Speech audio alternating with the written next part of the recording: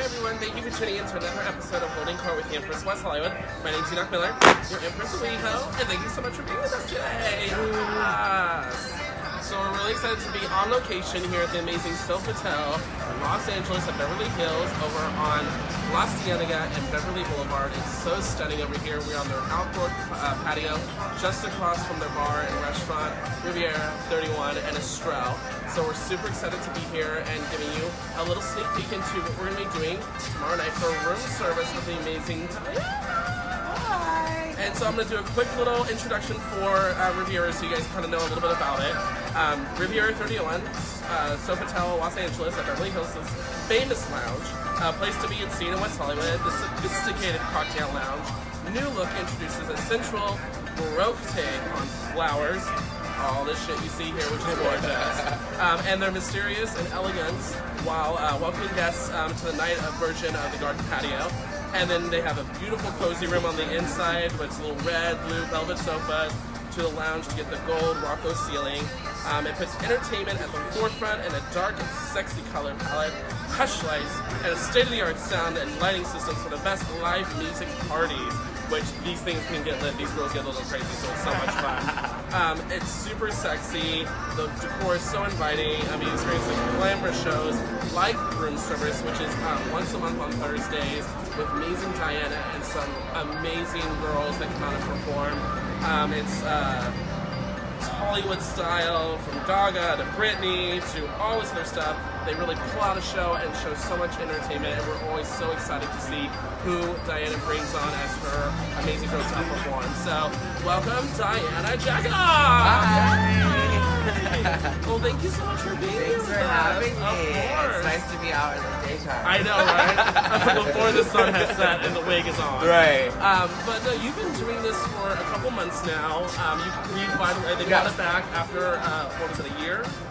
Yeah, it was a short period of time. Okay. Yeah, we took a little break.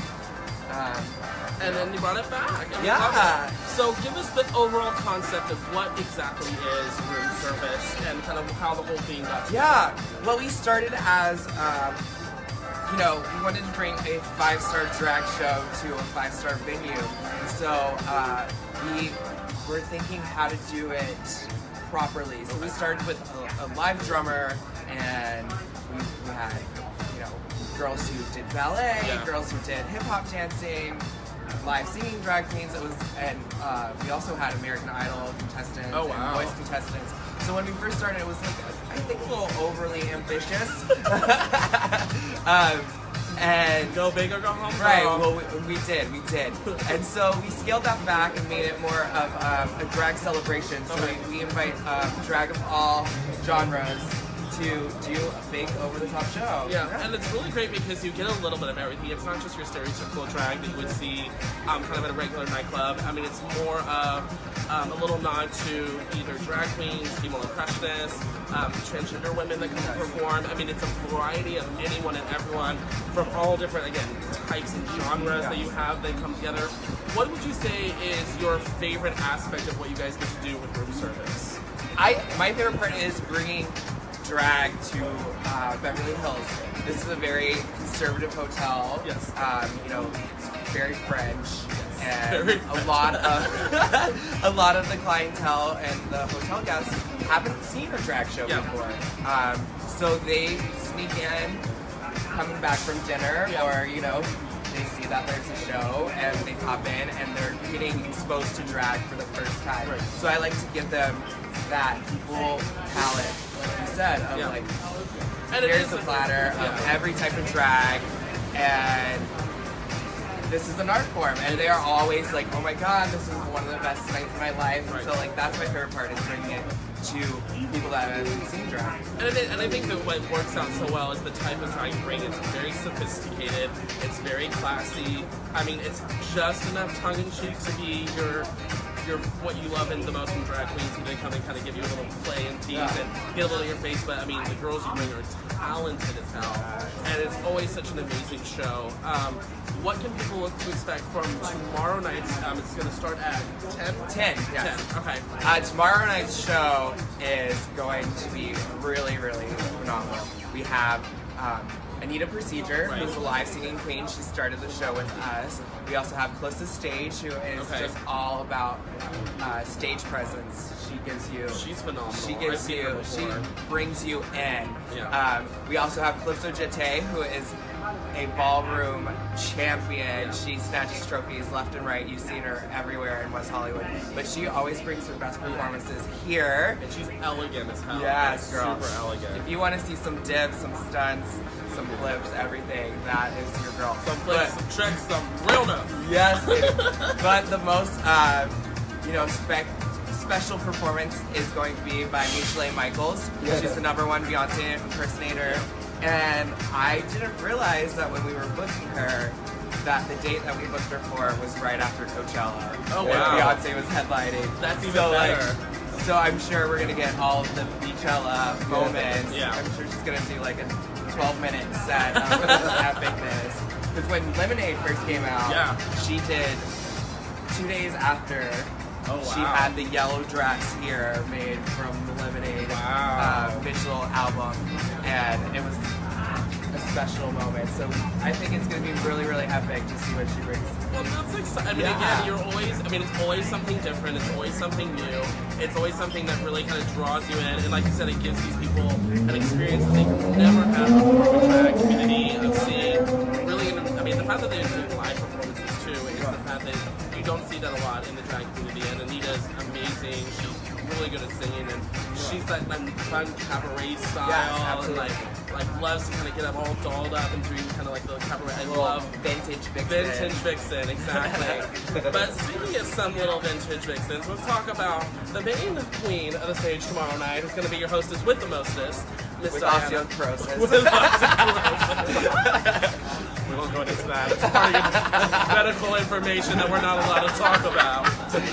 There's some HIPAA shit. I haven't signed off on it. But it's really exciting because you really tie the whole show together because you get people engaged, you entertain the crowd, you get up in their faces and make them participate. Yeah. And like don't give them a chance to just like hide in a little dark corner Yeah. and like drink their juice. So for you, you're originally from Virginia. Absolutely. Like way back on the East Coast, back in the day, born and raised. Yes. And then you lived in New York for a stint, and then you moved out here to Los Angeles. Yes. What really inspired you to move from Virginia, New York area to WeHo, to LA first? Yeah. And then WeHo? Well, I moved out here for school, actually. Okay. I came out here to go to USC, University of Southern California. Yeah, fight on. And I was studying international relations. Okay. But originally, I knew at like 12 years old that I was going to move to Los Angeles. Okay. All the TV shows that were on at the time, The Hills, Laguna Beach, okay. OC, just like growing up as a gay black man in Virginia was, a little grating. So I was like, let's get out of here to a place that looks more inviting. So I came out to LA, went to school, and then stayed. I met my husband right before I was about to move back to Virginia, and he convinced me to stay out here. That's good. Yes. And then you guys moved to West Hollywood not that long after that. When you guys got We married. moved to West Hollywood right after I started drag. Okay. Because I was sick of doing a 45-minute drive to go to gigs. A 45-minute drive. Like 30 minutes back. I mean, and still then because I was an office manager at the time. Oh, okay. At an IT company. So doing that and then getting up at 8 a.m. All that math. So I was like, I can't. Yeah, so no, we I moved can't. to West Hollywood, which is way great. better. No, it is. And it's really great because, especially the community around here has such a big drag influence. Yes. And the drag community here is, first of all, very diverse. A lot of very famous girls that come through here. Yeah. And so much talent that oozes from all the different shows that are around here. And it's so much fun to go and watch. From queens from like Vicky Hawks coming out and doing some funny stuff to having a really amazing show by Raven and Mickey. Oh, yeah. All those different things. There's so many different components. There's every girl you ever want to see who's an influential drag queen. Yes. Is in West Hollywood. Yes, exactly. And a lot of them actually have moved here from either East Coast or from they get on the show and then they're like, "Hi, I'm moving to West Hollywood. I'm moving to LA, people." Stealing your gigs."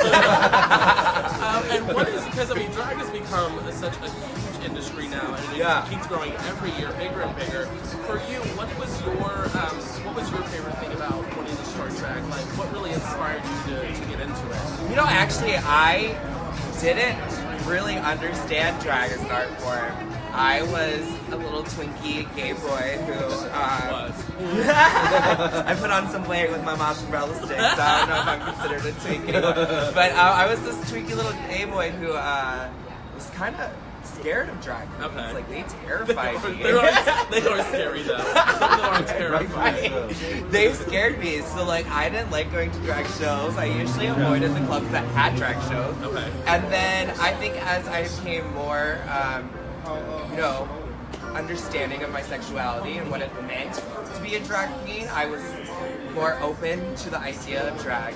But I started drag because my friend was going to have this house party where he wanted us to dress as the Spice Girls. And he asked me if I would be Posh Spice. And Posh was my favorite. Yeah, everyone's favorite, I think. She is the best. Yeah, it was great. Hands down. And so I was like, well, if I'm going to be Posh, I can't be ugly. So like, let me practice and go out. And so I went out a couple of times in drag. It was a real bug. But everyone in West Hollywood lied to me and told me I was beautiful, which they usually do. It was in her defense, it really wasn't that bad because I saw pictures from your first makeup and everything. Yeah. I mean, it was actually fairly clean. I mean, it really wasn't that beat until you look at her look now, which is flawless. Then you can see the work that was done. Metamorphosis. Yeah. So I went out a couple times, and then the Spice Girls party never happened, and somehow I was getting gigs and booked everywhere. I started as like a door girl and party host, and then I didn't perform for a whole year. Oh wow! Like, I just kept building my name as a host or door girl. Yeah. And honestly, a lot of them really make more doing the host aspect or the door girl. I mean, like Alusha does more of that stuff than she does actual performance. Yeah. And people love her for it. Absolutely. She's the one that, it's the first thing anyone sees as soon as they come into the club. Yeah. And that's the first impression And that's the energy that you're setting for the whole night. So I think starting as that and not as a performer, like I didn't really do competitions like a lot of girls do. Okay. They get into it and do the competitions, and I didn't really do that. And I developed my drag through having to interact with people and being the first thing that I saw, And so I'd love you to tell the story of how Diana Dzhaketov came into being, because it is actually really epic, and like all the different components that how it built. So let's start from the very beginning. You're just starting out doing it. Yeah. The name comes to you. Explain how. Oh yeah, so I lived downtown, like I said at the time, and my favorite bar to go to was Varnish. It's a little speakeasy on 6th Street. The best cocktails, I believe, in all of Los Angeles. And my husband and I used to go there all the time. It was our gig. And on Sundays, they had a burlesque singer who would do naughty songs from the 20s, 30s, and 40s. Her name is Naughty Nikki. I don't think she performs anymore, but she was like, every Sunday we would go there to see her. And this one Sunday, she was doing an original song that she hadn't done before, that she had created with her band, called Jacket Off. And it was like, take your jacket off, please. And I like really loved that, because I love all the drag queens who have like very punny names, like Lettuce, Tinka, Karen from Finance. And she's Australian. I love her very much. But I'm like, that's not very punny. I meant like double entendre. Like a needed procedure. Yes, exactly. Okay. So when I was coming up, I was like, oh my god, I really want to incorporate a funny name. Because, this new day and age, people are just not doing that anymore. No, they're just coming up with like one word names like Derek Barry. No shade. No, I was thinking of like household products. Oh, that's true. They are. It is very generic. Like, hi, I'm Raid. I will clean your clocks. Yeah, so I wanted a punny name, and so I was playing around with how can I include Jacket Off, and my friend Evans was like, hey girl, why don't you do it the Russian spelling? Russian spelling starts with DZH. Okay. And I was like, ooh, that could be fun. And no one knows what it is. When they first read your name, they have no idea. No, they're all like, and she's like, Jacket Off. And like, Oh, okay. Well, you know, phonetically, if you look up Jack, on the in the dictionary, like the pronunciation is DZH, like it's like phonetic. I had no idea. Yeah. Wow, the more you know. Right. Look at this. We're intelligent queens here. And then I became with one intelligent queen, right? Who's the one? I came out with Diana because I wanted it to, like I said, double pun. So like, dying to jack it off was the real aspect of the name. But like, I wanted it to be hidden. So you like know, not Princess just right. Di kind of Yeah. thing. Well, Dirty Di, Princess Di. And then I was like, you know, every generation, I really thought about it. And I was like, every generation has a Diana. That's like, true. Like, you know, Diana Ross, Right. Diana Vreeland, who Right. was the editor of Vogue, Princess Diana, Dirty Diana. Everyone, when I say Diana, they're like, Wonder Woman. Yeah. Everyone Yeah. has a very They know it. specific answer, like, or the goddess. Yes. The Greek goddess. They're always like, oh my god. And so like, I actually judge people based on who they incorporate Diana with. I was gonna say what I thought of. Who did you think of? Come on. I thought of Princess Di. Okay, yeah. It's like, oh, Diana. Like, Right. like, Absolutely. Like, but that's, I mean, that to me, that's for my generation, that's the most. Like, Right. I mean, I'm not gonna initially think Diana Ross. I mean, I will later. But like, Right. for a first thought, I would think Princess Di. So you think I'm gonna die in a car wreck? She will Well, I be mean, wrecked, and that she is will be like- the most pretty thing Right. wrecked in that thing. She'll pull her out, she'll be arms crossed, laid back, hair flowing. Taking a selfie. With selfie stick in hand. So, we laugh, but it's probably true. Right, probably, right? And you do come from a drag family, so you have your drag mother is Electra Milan from Cabaret Milan. Yes. And how did you guys meet? Because it's really interesting. Wow, story how you yeah. met. That was a very random night at Mickey's. I had just gotten back from my honeymoon, I think like 2 weeks earlier. And she was on her honeymoon. And she was out. She was here visiting. She's from Sweden. Yeah. So she was here visiting and on her honeymoon. And we got to talking. A lot of people were going up to her, and I wanted to tell her how beautiful she was. And she was stunning, like literally, like I could not take my eyes off of her in the club, and that doesn't really happen much with drag dates anymore for me. Like I'm like the star power, you know. I work with everyone, so I don't have to like stare at people anymore. Right. Like, and so for Like, her, I I was see the like, dressing room story firsthand. right, girl. I'm like, I see what they put on their face though.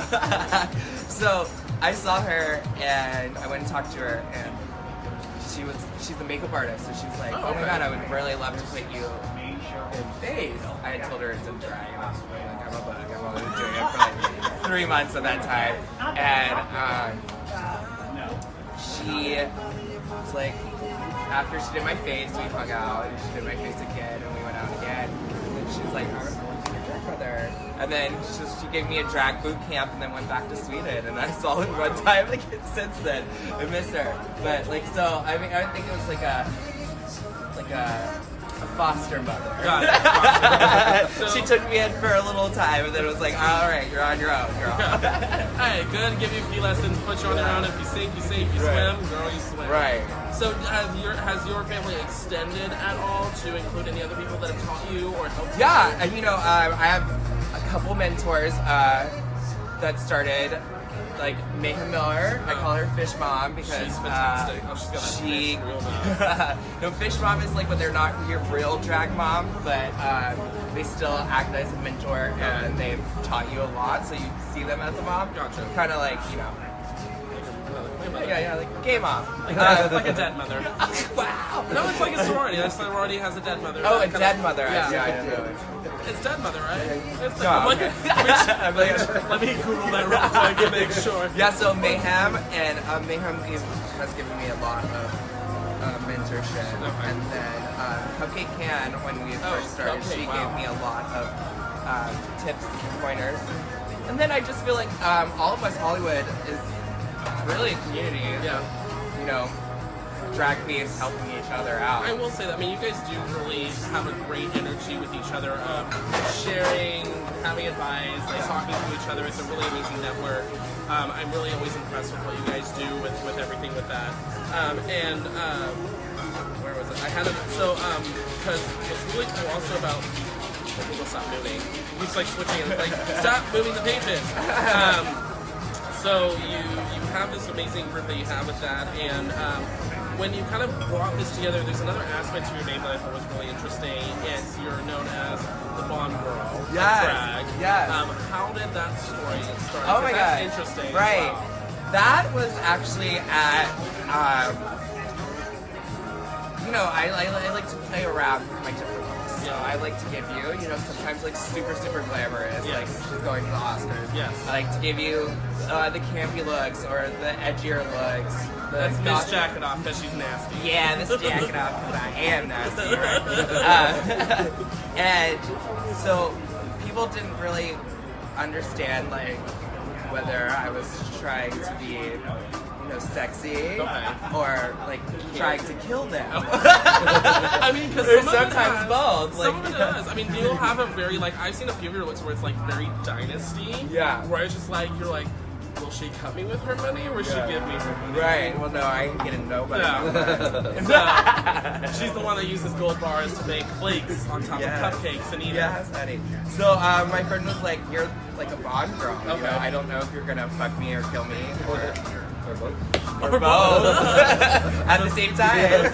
Praying mantis. So yeah, and then it just stuck because I was like, that's actually right. Like I'm dangerous.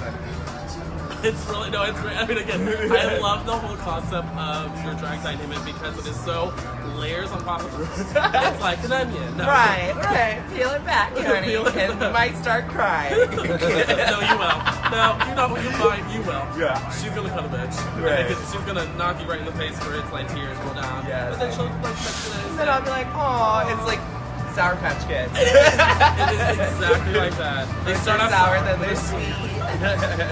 and then she's sour again. But then she'll get sweet. Yeah. And then sour. Just keep eating the bag.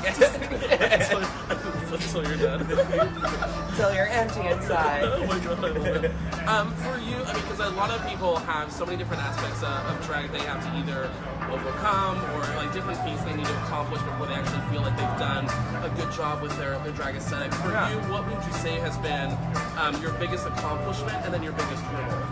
Okay, biggest accomplishment would be, I got crowned Work.com's Queen of LA. Wow. And the people before me were, Most to Be Fierce and Misty Violet. Wow. So, and I beat out, like, all my friends, all the people I look up to. Mayhem was in it, Volusia was in it, incredible girls, incredible talented people. So I think that, like, just solidified how I felt about myself and the fans that all chose That they loved you. yeah. So that was like the biggest accomplishment in my drag and starting my own night here. Room service here at the Sofitel was also a very huge milestone.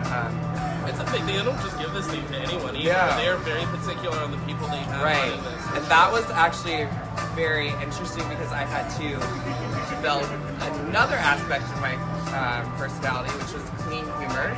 It is a family friendly. It's a family friendly environment, so I had to learn like not to cuss on the mic. Whereas a lot of drag hosts rely on vulgarity to be funny. Right. So like that was actually really really challenging to not to rely on that crutch. If you want to understand what she's talking about, go to her Instagram page. Look at all those photos of her twerking it like no one's watching. My booty. Because it is. I mean, it's honestly that culture is very attuned to being smirkish and snarky and a little bit like vulgar. I mean, but it's the whole what comes to the package. So you can see that being very hard. Right. So like like if you go to brunch at the Abbey, oh god, you're going to expect. Like, if you're bringing your children there, like, you should expect to hear vulgarities and see ass and then, Vicky Vox do this like 3 or 4 times, We're not gonna, like, dial it down. So here, we had to be respectful of the venue and create something that was going to be respectful. So that was very challenging. But I think my biggest hurdle in West Hollywood was actually getting into the groove of getting gigs. Like, I was getting like 1 gig, 2 gigs a month. Like, Okay, yeah. and this was after being like pretty and polished and you know, like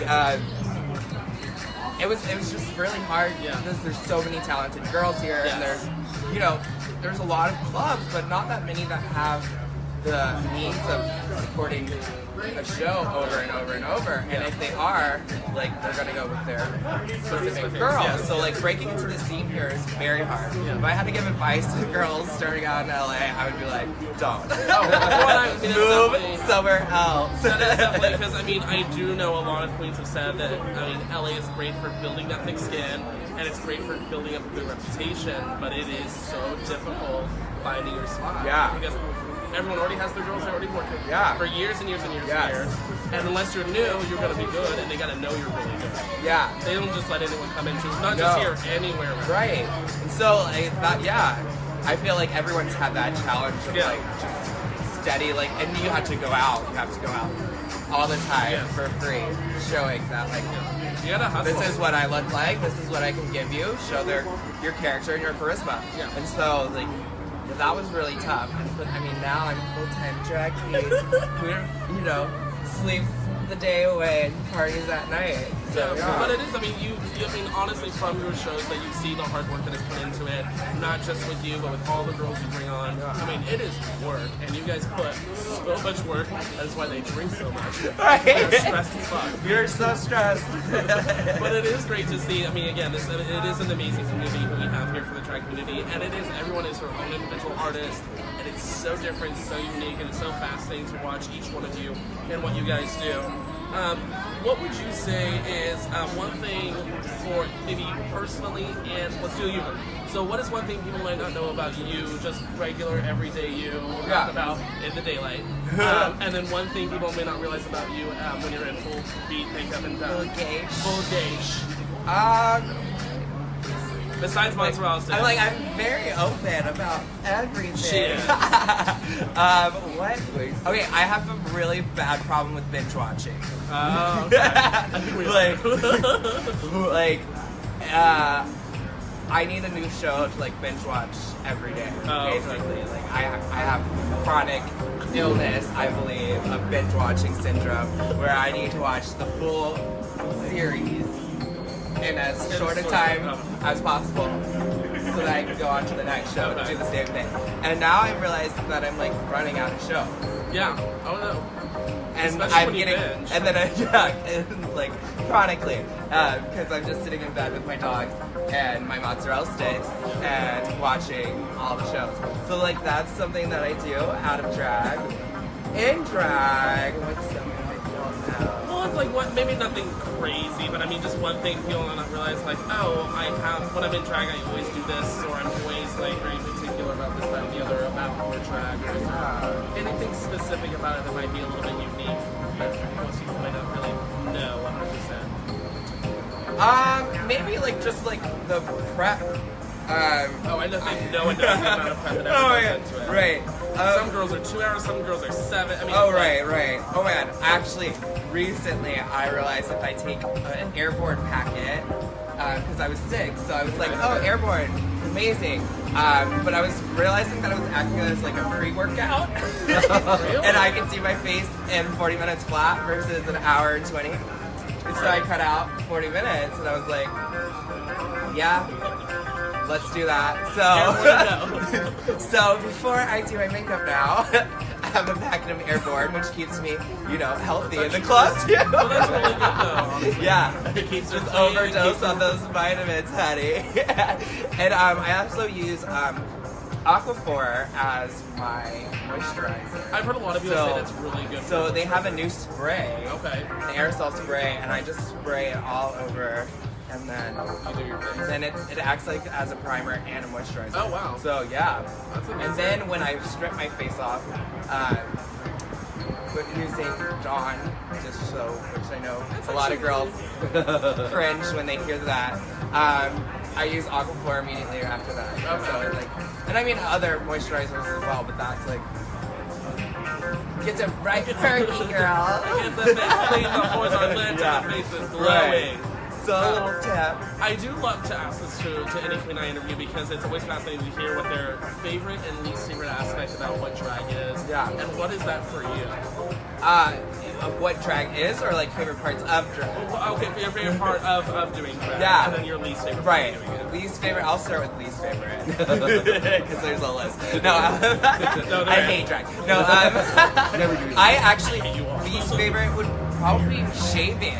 I really like to have facial hair as a boy, and so shaving, I never get to experience that like full feeling This is myself about as boy dark as you fantasy. usually get. Right. So like, I'm like, unless I've taken like 2 weeks off, which, you know, in this industry you really can't. If you take 2 weeks off, you're dead. They think you went to rehab.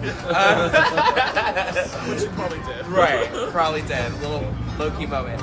Favorite part is just the incredible people that I get to meet. Like, it's constant. You get to meet so many people who shape your worldview. Like, who change your worldview, who enrich you as a person. And since doing drag, I've been doing drag for 4 years now. It's just been constant, like, soul-changing experiences when I interact with people at the club, and they tell me their stories and their, you know, struggles and adversities, and it just helps you grow as a person. You realize, like, the world is bigger than just you, and drag was, you know, brought that into my life. I used to just, you know, hang out with my small group of friends that were, when I went to the club, I would interact with that small group of friends and not venture out and hear people's stories. So, yeah, that's my favorite part. That's really awesome. Yeah. And it is true. I mean, especially, again, the nice thing about what we are at here in West Hollywood is the fact that we're so many different people from all around the world that can visit and come and check us out. Yeah. I mean, you get so many different backgrounds in the community, so I really love that too because, I mean, it's such a diverse group of people. Absolutely. Not just in general diversity, but diverse, like, people from around the world. Oh my god. So it's Ages, very- creeds, Oh, yeah. sexuality, All of it. and like, that's like the best part is like you get a cultural exchange. Yeah. Like, I'm like, I can't like. She got a cultural exchange. I'm married. I know. She's good. I can't say that. She's good. I'm like, some of these girls get a lot of cultural exchange. I will. I mean, just oh, she's a bitch. She's like that. Never mind. So in your kind of your drag development and everything you kind of go through out with your life and career drag, who do you take from as some of your bigger inspirations as you kind of new things you see or new things you like? Who could you kind of watch and kind of say, ooh, I kind of like to watch what they're doing because they usually are very trendy or on point with what's new and hip? You know, I actually don't look at other performers in that way. Okay. I feel like we all are bringing our very specific element to drag, and that's why we fit in where we fit in. So, like, I try not to focus on what they're doing. I love to watch what they're doing and you know, support their art, but I don't ever really take anything from it unless it's like a new crowd interaction type thing. Okay. That, so you look more at the hosting aspect of it all, maybe. Just like how people navigate their way around people. Yeah, I like, for me this is, you know, like I said, it's very fun to interact with people and experience them. So drag to me is that gateway. And so when these girls are just doing makeup trends and things like that, I'm like, girl. No, I know definitely. I know a lot of them. Like a lot of them will take like, oh, I like how she did her eye, I like how she contoured or something different like that. But yeah, I mean, like, the only thing that I really like, if someone really stands out when the spotlight hits them, that's different. Like, those are like the makeup things that I'll take or something like that. But normally I'm like, girl, you do your stunts, I'll do my stunts. Yeah. You do your performance gags, I'll do my performance gags. And she's got some good ones. It's always really entertaining to see, oh, what's going to happen next? She got to do her snail move. Or as Mayhem likes to call it, the dog with worms rubbing its butt on the floor. Yeah. So, but I mean, I love seeing just how people interact with people. Yeah. Like, that's the fun part. Watching through other people's eyes how they love drag. Not watching the performers, I'm watching the audience. Got it. Got it. So you're more interested in how that interaction and that dynamic between the audience and the performers is. I really like that. Absolutely. Really cool. So, I know a lot of people don't like to talk a ton about it, but I definitely want to bring up the aspect of Drag Race since DragCon is so close. Yes. In the May, next few weeks. May 11th, 12th, and 13th yeah. at the LA Convention Center. And then they will be doing another room tour show here May 10th. Yes. To help promote it for all the girls Absolutely. that are going to be there as well. So for you, the drag scene has changed dramatically in the last, just the last 10 years. Yeah. Much less the last 5 years have been exponentially even more of trends and fashion and all the different stuff with the industry now. And major kudos to RuPaul for what he has done to transform this industry into a household name and brand. For you, what do you see that the positives of what RuPaul's Drag Race and the aspects of what that has done to the drag community? Yeah, RuPaul's Drag Race has, like you said, changed drag forever. Yeah. In positive ways and in bad ways. Positivity is that, we're in everyone's living room nowadays. Netflix, It's on Netflix.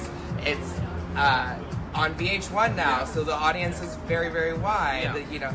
They show it on. It's on Hulu, it was literally the ratings are the highest ratings outside of sports programs on Thursday night. Yeah. So, I feel like everyone's seeing gay culture in a way that they hadn't seen it before. We're not just the snarky secondary characters on TV shows anymore. We're actually full-fledged human beings with stories, and Drag Race has done a great job of showing that, showcasing the struggle of what it is to be a gay person in America and what our life has been like. In terms of drag, it's really, created. I grew up liking the Club Kids, and I was an emo kid, so emo music was where I fell into the scene. If I had Drag Race back then, it was something where I could watch every week, knowing that there was people like me out there. In Virginia, I was the only gay person out at my school. Wow. I had to overcome every adversity, and I did. I became student body president and homecoming king, and they called it homecoming king, but everyone was like, wow, we have 2 homecoming queens. And I'm pretty and they announced me second. Usually they announce the homecoming queen second. They announced me second. Because she's the real queen of that. She was the queen of that ball. Right, that part. So I love that it's giving queer children an opportunity to see that. And I really appreciate that too, as well as the fact that, for a lot of, especially for me in my younger days, and probably you as well, we didn't have idols to look up to or people on TV that actually stood up and said, hey, here's my struggle. Right. And it's the same one that I've been going through, or very similar to something I go through, and I had someone to relate to. Yeah. This gave a whole new dynamic to heroes or people to inspire to look up to. Absolutely. And actually do that. So that's what I really love about it. So I'd like to hear your aspects of what is bad about Drag Race, because I know there's different parts, and I'd like to hear what you. Yeah, it was a double-sided sword in that, being in everyone's living room, it means you're also on their laptops. Yes. So you're no longer seen as in some subsets as an entertainer. You're seen as this prop that they can tear apart on the internet for whatever means. Yes, it is a reality television show, but these people are still humans. They experience the level of hate now that I can't even fathom going through. I know, they get a lot of love too, but I'm like they tell you not to read the comments, but you have to interact with the fans. So in interacting with the fans, you have to read The comments. And you're really good friends with Mariah, Paris Balenciaga, Yes. Adore Delano, Bianca Del Rio. Yes. And I've heard from them too as well that they've had to really build up a thick skin because you say one wrong thing or do one little snide comment and they will eat you alive. Yeah. On the message board. Well, in the day of, day and age of social media, everyone has a phone, a And everyone's camera. something to say. Everyone is like you could be across the club and they could still be filming you, and you could be lipping something to your friend, and people can mouth read, and then all of a sudden that becomes an issue. Yeah. So you have to definitely. I think any public figure has to create,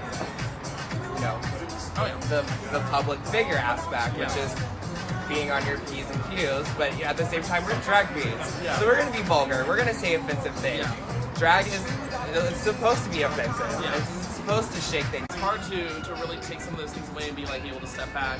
But also I think another bad thing, and it's really more to the queens and the queens themselves, but it really has given this level of, I just get on Drag Race and I'll be set for my career. I won't have to pay my dues, get my stripes, things like that. Do you see a lot of that happening, or is it not as much?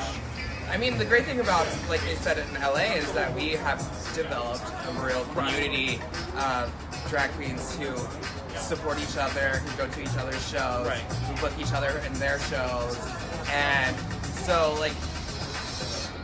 in my circle, at least, in the West Hollywood scene, I don't really experience those girls, trying to, just get on the show to further their career and not put in the work. All the girls in West Hollywood are very, very hardworking. Yeah. But I also see the social media aspect side, where I see some queens that are only turning looks so that they can get another 2,000 followers per day. Right. They're not trying to, expand drag as an art form. They're just trying to get followers. Yeah, they're just trying to get famous, which is fine. If that's your gig, girl, that's your gig. But it's not my gig. Right, exactly. What were you most excited for this? Because since again, DragCon's only in a few weeks. Yeah. What are you really excited for with the convention and everything that's coming on? I'm excited for that it's going to be bigger and better, and the new hall and everything with that. But what are you really excited for? My favorite part about DragCon is that all the drag queens from all over the nation or the world, really. Yeah. But all the ones that I follow, that I watch their performances online, they all come to the city, and you get to interact with them, and hang out with them, and exchange ideas, and perform with them. I have a lot of girls from Chicago and Florida and New York who are going to be in the show here, or the other. The May 9th one. Yeah, May 10th. May 10th here at Riviera. We'll do another interview. We'll do another interview here with maybe one or two of the girls and yourself coming back to really talk up DragCon, but also talk up the room service that's going to be leading to the beginning of DragCon as well. So what, besides never doing Drag and WeHo, what advice can you give to young performers that are just starting out as either building their look or their character or their persona? What advice can you give to them kind of starting out in this venture? Don't conform. Be exactly who you are. The person you start as should be the person you are always as the performer. Because a lot of girls get wrapped up in the politics of the industry, and especially as a new queen, you can fall into trying to appease promoters or certain clubs and changing your style of drag just to get booked. Which bookings are great, but at the end of the day, you want to be yourself. So don't conform. Be who you are. Stay unique. Be yourself. Jesus loves you. So we're really excited that you come today, and we're so grateful you're giving us this amazing look into room service tomorrow night at 10. And we're super excited because it's going to be so much fun. And again, some amazing girls. You don't want to miss these performances. Where can they go at? They just go to Sofitel to RSVP, or it's actually roomservicecabaret.com. Okay, there you go. And to snag a seating, because seating is going to be very limited because show-stopping performances. Yeah. And honestly, I mean, people, even though they were like, oh, we'll just do it last minute, don't do it last minute, because if you don't, you will lose your space quickly. Yes. I mean, you definitely want to get it. Just because you RSVP don't mean you're going to have seating when you get Exactly. here. So you need to get here early. Yeah.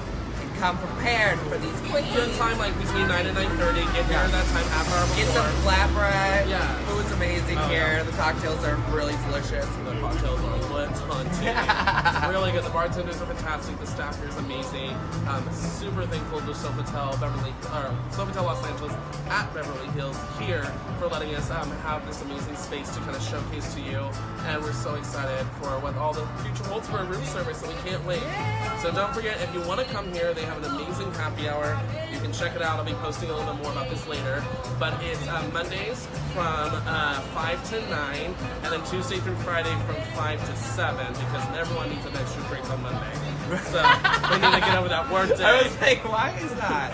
But it's that's my rationale for it. But it's a lot of fun. They have great cocktail specials, great beer and wine specials, also really good nibbles and bits that you might want to check out too. So Mondays 5 to 9, Tuesday through Friday 5 to 7. So come check us out here. So it's happy hour now. And I know what I'll be doing. Right in the intersection, Los Angeles and Beverly Boulevard. We're so excited to have them, and we'll be here in another couple weeks with Diana again and some of her girls to talk about room service right before DragCon. So I want to give a great shout out to GayLifeLA.com for helping make all this happen. They're amazing producers, and thank you again, Sofitel. We're really appreciative for being here. We'll check you guys out tomorrow. Thanks so much. Bye. Smooches.